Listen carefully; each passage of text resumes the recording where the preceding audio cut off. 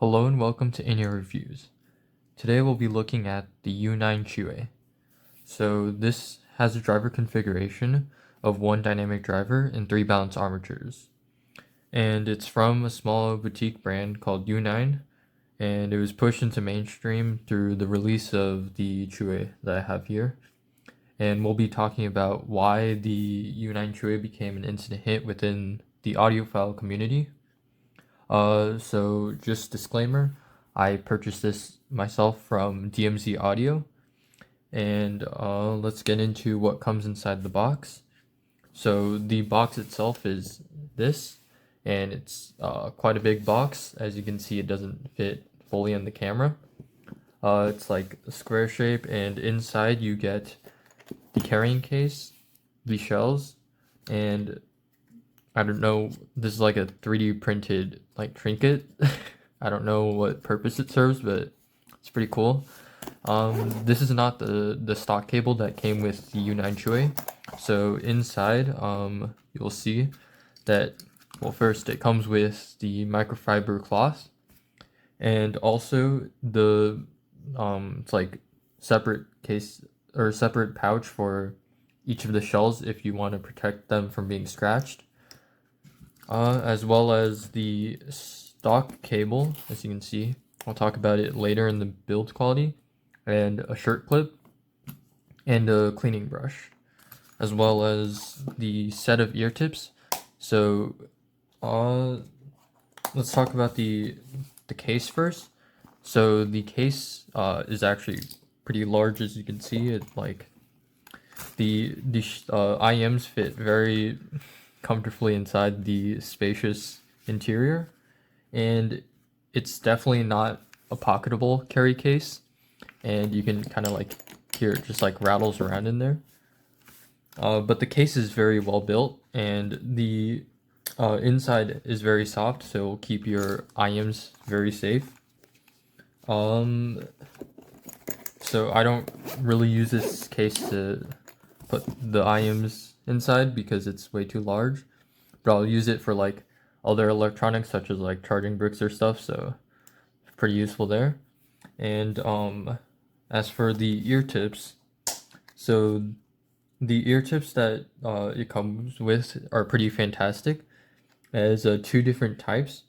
So one of the types of ear tips included are the sticky silicones, as you can see here.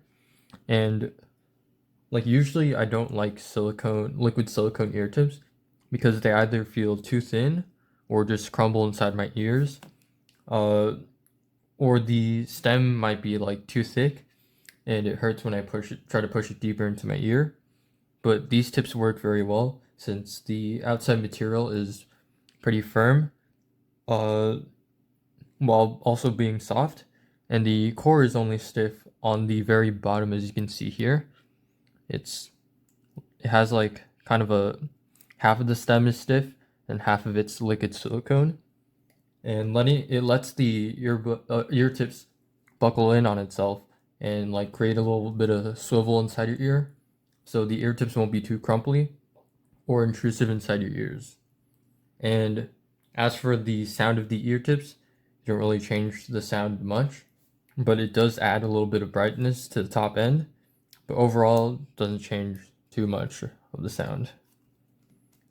And the other type of ear tips provided are these ear tips I have on there. This one is the one that came on the binary acoustics, EP321, so it's not included inside the packaging. But these are like the standard silicone ear tips that usually like come with other iems, where that's like the outside is standard silicone, not too sticky, not too smooth or rubbery. But I will say that these type of included ear tips are straight up just my favorite type of ear tip, and I like these so much that I actually went out of my way to buy 10 extra pairs of similar ear tips, which are the K-Bear 07 tips, which I use for most of my other iems. And these ear tips have a smooth surface doesn't catch onto like earwax easily, and they feel more comfortable to my ears. The stems are pretty stiff, but which is actually like my preference. However, they aren't like stiff to the point where they hurt to like insert deeper, so that's good. And as for sound, these ear tips literally don't change the sound at all, so or at least in my ears, which I find to be a good thing since it doesn't add an extra variable to the sound when I try to get my preferred sound through EQ. And the cleaning cloth is pretty small, but it feels very premium, and it's perfectly usable for wiping the fingerprints off the shells. And for the cable, I have this cable in 4.4, as you can see, but there's options for a 3.5 plug, which is what I wanted, but at the time I purchased it, 3.5 wasn't available. So I got 4.4, which is kind of disappointing, but it's also disappointing that it doesn't come with swappable termination, and you have to choose that when you buy it. But other than that, the cable has a nice compact metal Y split, as you can see right here. Very not too large, and very nice metal connectors, which have a recessed 2-pin connector type, and they show left and right on the corresponding sides. And the 2-pin, like the recessed 2-pin, actually fits inside the shells of the Yu9 Que, since you can see this has slight like recession inside the shell, which is actually pretty unusual for the the included cable to actually fit perfectly inside the iems, so that's good. Otherwise, the rest of the cable is pretty underwhelming, I would say. So the cable is like very thin while being surprisingly stiff. Like I'll just unwrap this and you can see like it's just super stiff. But it's like also it's a like two-stranded cable, and on the top it's a single strand, but like even this single strand is just very stiff and unbehaving. So I mean, it doesn't carry too much memory, but it's not a cable I'd like to use, especially with the 4.4 plug. I replaced it with a softer cable. As you can see, this is the iVipQ cable that you can purchase off Amazon, and it's just like, this is just a much better behaved cable, much softer, and doesn't feel too stiff, wraps better. Just overall, this cable is not that good.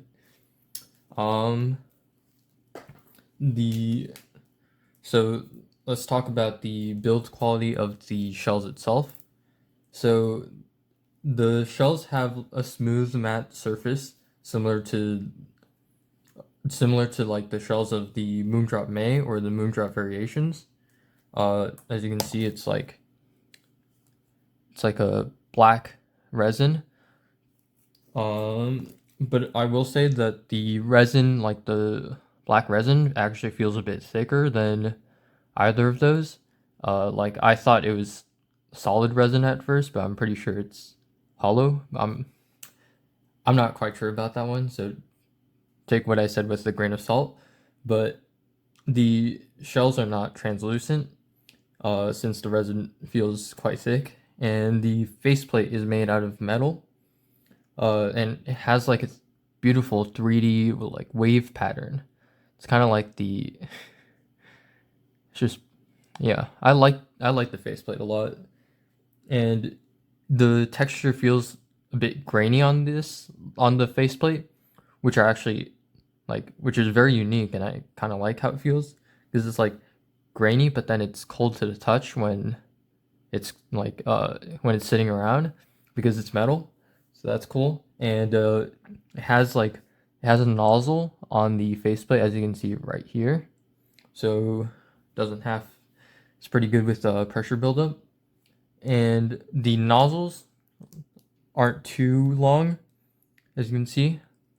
And they have like a unique like half moon design on the bottom with foam inside.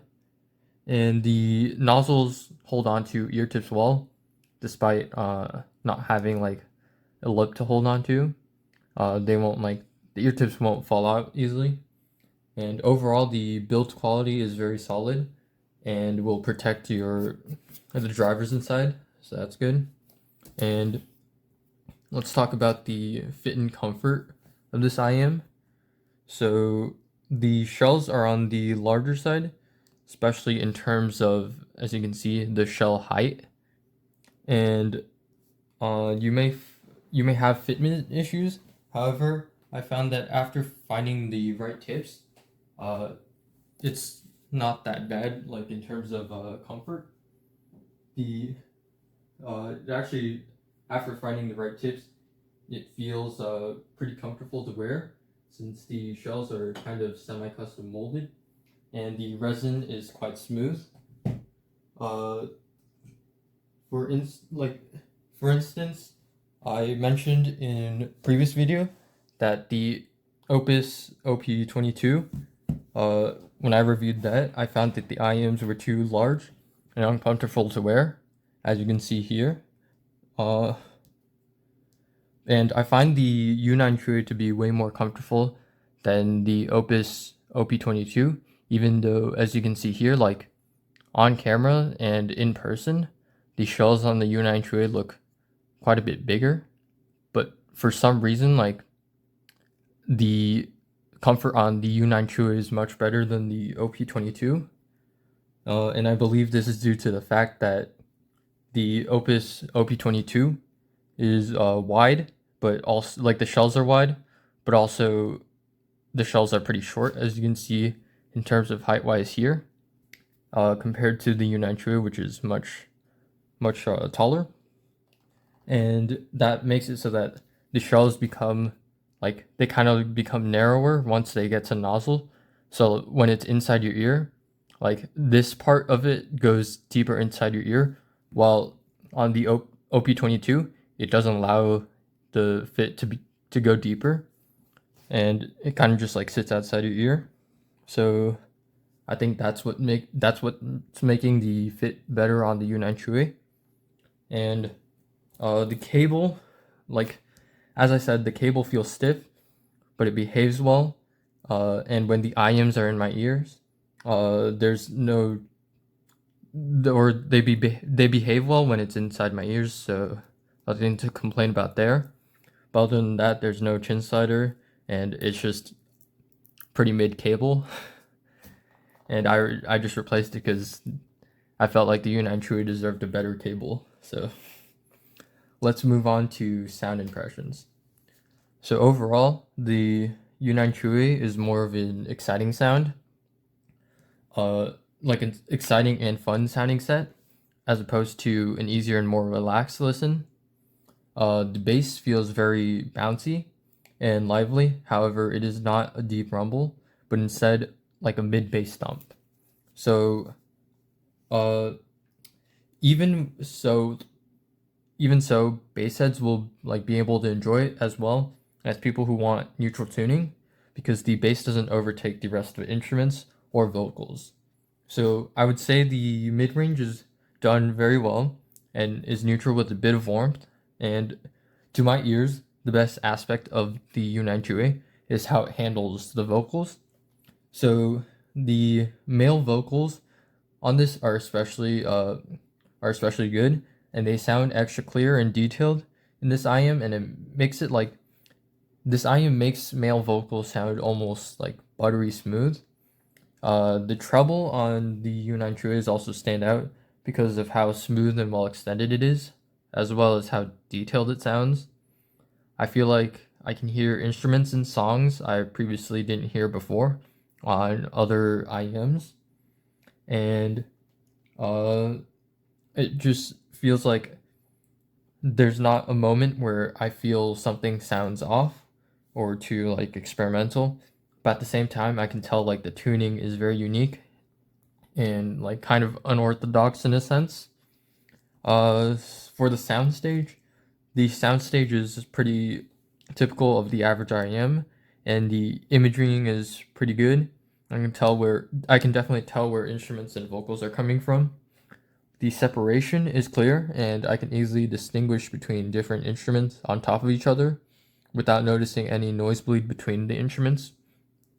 And overall, the Yu9 Que has a fun and colored sound without feeling out of place or weird, which is a pretty hard thing to achieve, especially at sub like sub $500. And with that, let's get on to the music impressions. So, first song is Shinoga Iwa by Fujikaze. So Fujikaze is known for his vocal deliveries, and uh, his vocal deliveries on smooth but complex rhythms. And Shinagawa Iwa is his most popular song, kind of aided by TikTok, which is unfortunate, but it's a great song.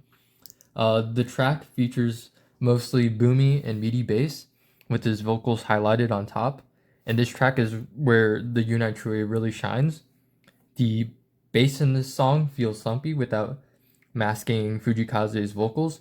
And in fact, during the song, Fujikaze's vocals sound insanely detailed and extremely soothing, which doesn't happen with most sets, because if you've heard the song before, you can tell like the bass is really boomy, and it's definitely more tailored towards like the larger audience, because like the average person likes more bass, I guess.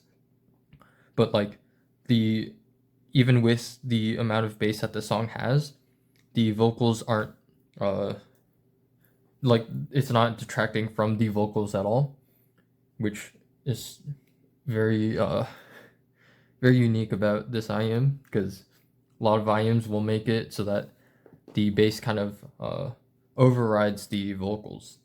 And another song I want to talk about, Yoake no Uta by Joji. So this song is similar in structure to Shinagawa Iwa, but it focuses more on vocals, and the instruments are more to provide structure for the vocals to sit on top of. The song is very different between the pre-chorus and the actual chorus, as it kind of changes midway. Like the style changes midway through. The beginning of the song starts with a low droning bass and low energy nasally voice. If you watch the show it comes from, which is Jujutsu Kaisen, it's like kind of to symbolize like how Yuji has kind of like lost his way in a sense after the Shibuya incident. So that's why it's like starts with low energy vocals. But that's just weeb things. So the song starts with like low energy nasally voice, and the Yu9 Que handles this section very well, and it's as expected since it does bass and vocals well at the same time, as we can tell from the previous song. However, I was most surprised that the Yu9 Que handled the chorus of the song even better, where the vocals are now layered on top of woodwinds and violins at the same time, and the whole chorus sounds fantastic, even with all these like complex layers now contrasted with the vocals.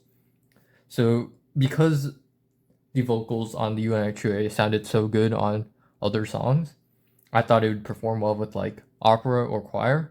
And that brings us to Voici ton chemin, but from the movie The Chorus. It's a French movie about like a choir teacher going to like a trouble school and teaching them how to sing. So the song features like mostly young male voices, and to me, the Yu9 Que does this song the best out of any IEM I have, and I can clearly hear each person's voice, and each of them sounds buttery smooth without any harshness or sharpness. The flute in the background also feels just as smooth as the vocals, allowing me to fully immerse myself into the music. If you're a vocal lover or a person that loves to listen to opera or choir, this set does them extremely well, and I would fully recommend this set. Now that brings us to the comparisons. So the comparison I'd like to make is between that and the Binary Acoustics EP321 MEMS, which is the set I reviewed last. So the Binary Acoustics EP321 is more of a neutral and relaxed listen, while the Yu9 Que is more of a fun and engaging listen. While both perform very well all around, with no standout issues, the Yu9 Que does feel more detailed and overall more like objectively fun to listen to. However, I still prefer the EP321 over the Yu9 Que, solely due to the fact that the EP321 has slightly better treble performance, which is what I care about the most in the iems, since I am a treble head, as well as being more of a laid-back listen when compared to the Yu9 Que. And don't get me wrong, the Yu9 Que can also be that, but to me, the comfort of the EP321 and the tuning of it makes it a much easier listen to me than the Yu9 Que. And I would say that objectively, the Yu9 Que is probably the better set, but the EP321 is more of my preference, which is why which is why I prefer the EP321 over the Yu9 Que. But that'll bring us to the conclusion. So the pros of the Yu9 Que. It is fun. It has a fun and engaging tuning with thumpy bass, but the bass doesn't overdo the bass weight and will satisfy both bass heads and neutral lovers. The build design is great, or the build quality is great, with a beautiful faceplate design. I'll say it's one of the most beautiful looking iems in my opinion. Another pro is that it has amazing vocal and treble that feel both relaxing and engaging. And the cons of this iem are that the shells might be a bit large, as I mentioned before, and might be uncomfortable for people with smaller ears. Although I didn't find an issue with comfort here, but a lot of people mentioned that these shells were way too big for them, so that might be a point of concern. Another con is that the cable is not the greatest, and other than that, there's nothing bad to comment about the sound quality. And that brings us to the final rating, which I would give the Yu9 Que a very solid 4 out of 5 stars. It's just a very good tuned IM with exceptional build quality and great aesthetics. Otherwise, that's all I have to say. And I'd just like to say thank you for watching. I hope that you enjoyed, and I'll see you in the next one.